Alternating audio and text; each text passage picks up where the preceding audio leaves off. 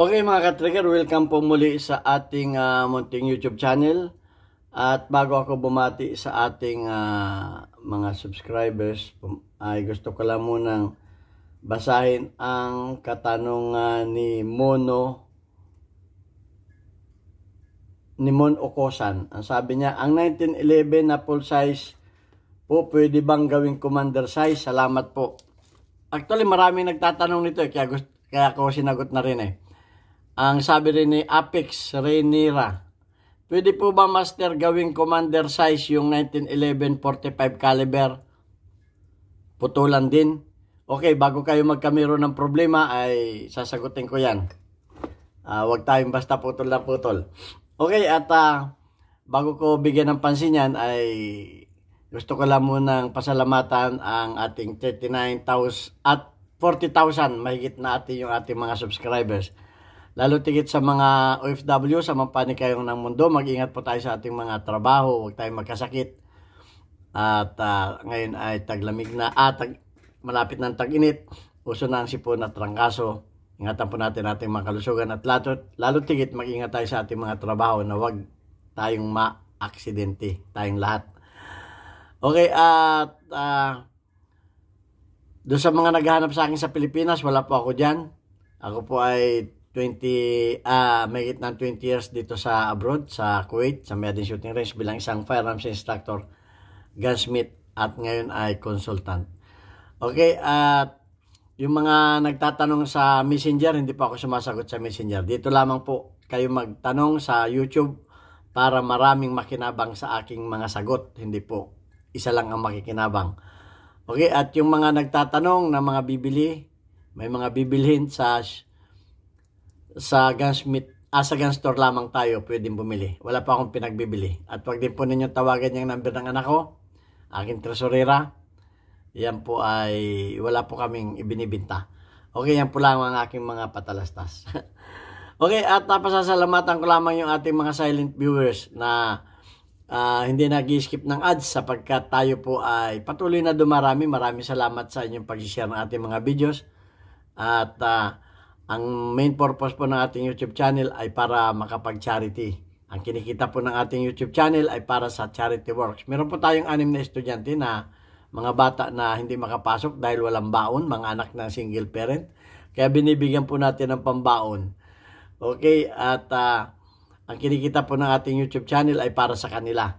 Bagaman kulang pa ay dinadagdagan natin dahil okay naman ang kita natin dito sa ating kumpanya at wala na tayong pinapag-aral. Okay, at pasasalamatan natin yung mga nagpadala sa ating GCash. Ito po yung ating GCash number. Si Alfredo Isidro Ordo si Penal Las Piñas, si Architect Arnel Salvador ng Kuwait, si Jubel Platon Buyumay ng Riyadh, Saudi Arabia, si Umbit ng Kia Motors Kuwait, si Anthony Ibanglista ng Pasay. Meron kayo magpakilala, tawagin na lang natin Sir Adrian. Ganyan din, shout out din kay Conrado Ilulaylio at kay Junar Diaz. Merong bago tayong sponsor, si Dennis Sardona ng Pulangi Albay. At maraming thank you din sa mga OFW na nagpapalipad o nagpapadala sa ating mga premier videos. Okay, unahin ko na si Noli P. Merica na taga Virginia. Okay, maraming salamat. Malaking tulong ang iyong ipinadala. At gayon din kay Jubil Platon ng Riyadh, Saudi Arabia, si Boy Omay. Okay, at hindi po tayo tumitingin sa laki ng halaga. Kung tayo ay marami, kahit pa po yan ay papiso-piso, malaki po ang matutulungan yan. Okay, at ngayon ay sasagutin na natin ang katanungan ni Apex Renera at si Mon Okosan. Okay, pwede daw bang gawing commander size yung mga 1911 natin? Okay, makwento ko lang muli sa inyo. Yung aking first na bumila ko ng 1911, ang ginawa ko naman doon ay yung standard yun, ang hindi high cap, ginawa kong high cap. So nilagari ko, pinutol-putol ko yan. At nag-ari naman. Okay. Pero nagkakamero ng problema. Sabi ko sa inyo ang problema. Okay. At ang isa pa, Itinuro ko na rin sa inyo kung napuputulan ba ang barrel. Okay, napuputulan. Kung napuputulan ang barrel, napuputulan din ang slide at saka receiver. Pwede naman yan. Siyempre, kung kayo ay puputulan ninyo, kukunin ninyo yung standard, siyempre, na size ng gusto ninyong size. Okay, siyempre, hindi ko nasasabihin sa inyo.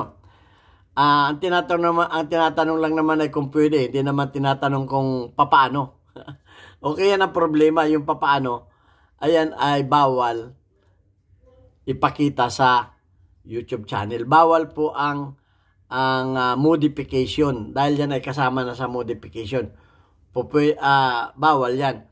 So, halimbawa, pinutulan ninyo ito, ay siyempre, pag pinutulan ninyo yan, ay yung magkakaproblema naman dyan yung bushing. So, maglalagay kayo ng panibagong kanal ng lock sa bushing. Okay. So, pinutulan ninyo ito, pinutulan ninyo yung barrel, magkakaroon kayo ng magpuputol din kayo ng spring. Siyempre, kukunin ninyo ang standard na sukat ng spring nung size, commander size at nung guide rod. Okay, pwede rin ninyong gawin siyang para hindi na kayo maglagay ng bushing, pwede ninyo siyang gawing ball barrel. Okay, yan ang mga pwede ninyong gawin. At siyempre, puputulan din ninyo ang kanyang receiver. Okay. Pwede yan. Magagawa yan. Pero ang gumagawa niyan ay yung expert. Hindi yung pag sinabi ko sa inyo, putulan ninyo, ay putol kayo na putol. Lagarin na lagarin. Ay kung hindi mag-ari, hindi naman kayo marunong. Oh. Siyempre, ang gagawa niyan ay yung marunong. Yung expert. Oh. Pag sinabi ko ba sa inyo pwede, pwede daw, sabi ni Pinoy Gunsmith. O sige, sinukat ngayon ninyong commander size. O ginawa ninyo yung pinutol ninyo, minarkahan ninyo, nilagari ninyo. Hindi po basta nilalagari yan. At yan ay kinakailangan ng may experience ang gagawa. Okay, ang tanong namin ay pwede ba? Ay po pwede. Ang sagot ko lamang dyan, hindi lamang natin pwedeng ipakita sa YouTube channel dahil yan ay modification yan. Okay? So, yan ang hindi ko pwedeng ipakita sa inyo. Dahil, ang masasabi ko lamang sa inyo, yung mga posible ninyong gawin. Para hindi na kayo maglagay ng barrel bushing, pwedeng gawing bull barrel na yung inyong barrel. Pwede nang gawing bull barrel yan. Wala nang barrel bushing yun. Okay? So, at yung pull-length guide rod, puputulan din yung pati yung spring. So, may proseso po yan. Yan ay ginagawa ng marurunong. Okay, kung kayo ay walang experience, wag na ninyong pagtangkaan pa yung mga 1911 ninyo. Pero kung malakas naman ang loob ninyo, kamukha ko, ginawa ko naman yan dahil may experience ako ay machine shop technician, may shop akong sarili, meron akong karanasan sa mga conversion. Okay, dahil mga makina, kino-convert ko yan. Maraming ginagawa kong conversion yan. Mga transmission, mga ganyan. So, in-apply ko yung kaalaman ko sa pag-convert. Kaya nagawa ko yung high capacity, yung high cap na receiver. Nagawa kong high cap na receiver yan. Ngayon, kung wala kayong experience sa mga ganyan, ay magunos dili kayo. Pero kung meron naman kayong tinatawag na, kung meron kayo halimbawa na baril na tinatawag natin na paltik. Okay. Pwede ninyong pag-aralan. Pero kung mamahalin yung baril ninyo, wag ninyong pag-aralan. Sayang, baka hindi mag-ari. O kung pag-aralan ninyo at hindi nyo magawa, dalhin nyo sa akin. Okay, so, yun ang mapapayo ko sa inyo. Kung yung mga baril na mga paltik, yung mga pwede ninyong pag-aralan yan. Parang lang yan, parang educational purposes. Pwede yan, mag-experiment kayo. Pero wag yung mga baril ninyo, mga lisensyado, magkakamero. Ito pang isa, magkakameron kayo ng problema niyan sa pag yan ay, halimbawa, meron kayong lisensyadong baril, license, nagawa ninyo yan, na-modified ninyo yan. Ang pag-modified po ay depende yan. Pag minodified ninyo yan na nawala na sa kanyang specification, magkakaproblema yan. Pag yan ay ginamit ninyo yan, o di kahit pa may license yan, ginamit ninyo, wala na sa specification ng inyong license. Bakit yan ay commander size? Ay hindi naman commander size, ay standard size ang nakalagay sa inyong license. Magkakameron po kayo ng problema dyan.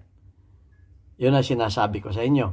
Kaya huwag kayong basta putol ng putol. Ngayon, kung magpuputol lang kayo at dahil gusto lang ninyong matuto sa educational purposes, walang masama doon. Kamukha ano mga ginagawa ko noon. May mga baril ako ng mga ngir-ngir, mga ganun. Pinapag-aralan ko talaga. Pinagpuputol-putol ko para matutunan ako.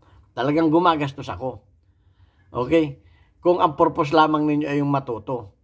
Pero kung yan ay sariling gamit ninyo, may lisensya yan, may papel yan, pag yan ay nabiripay ka sa inyo, na wala yung specification dun sa inyong license, ay magkakameron kayo ng problema. Yung pong pag-modified, may limitation po yan. Kaya may nagsabi nga sa akin na na bawal ang mag-modified. Pero depende po sa pag-modified yan. Na kung minodified lamang ninyo yung mga, halimbawa, mga slide stop, binago lamang ninyo ang konti, ganon.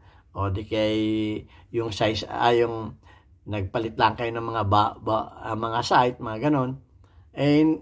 Mga simple, walang problema. Pero kung yung specification, lalo na yung haba, yan po ay magkakaproblema kayo dyan. Pagdating sa registered ng inyong sasakyan. Parang yan parang sasakyan yan Bukod ang registration ng ng pampublic, bukod ang registration ng single motor vehicle, bukod ang may sidecar, ganun ang niyan, may specification yan. May specification ng niyan. Kung yung inyong sasakyan ay single tire, ginawa ninyong double tire, yan po ay parang ganun din yan.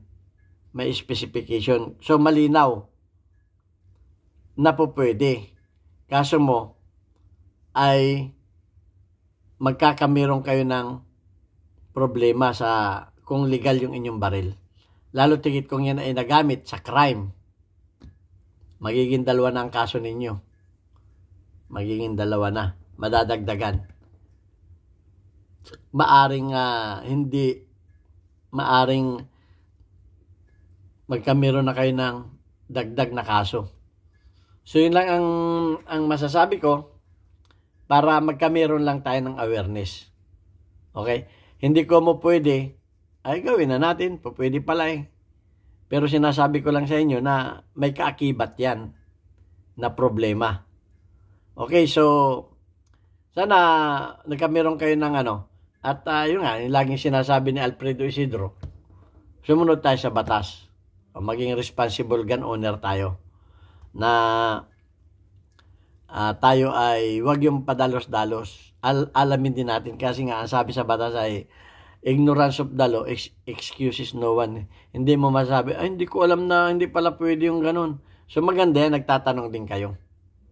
Okay? Nagtatanong kayo. Walang masama naman sa pagtatanong. Kaya yung mga ganyang tanong ay sinasagot ko. Para hindi tayo nagkakaproblema. Okay? So, yun lang ang masasabi ko sa tanong na yan at sana kapulutan din ninyo ng kaunting kaalaman yan. Okay, ang kinalulungkot ko lang na yung mga modification ay hindi po pinapakita sa YouTube. Bawal po yung pag-modify sa Okay, yung mga simpleng sira lang, pwede nating ipakita yan. Yung mga pagre-repair, kung paano gagawin, pwede natin ipakita yan. So yan, at God bless us all. Thank you very much. Magtanong lang kayo at sasagutin natin yan sa abot ng ating maliit na kalaman. God bless us all.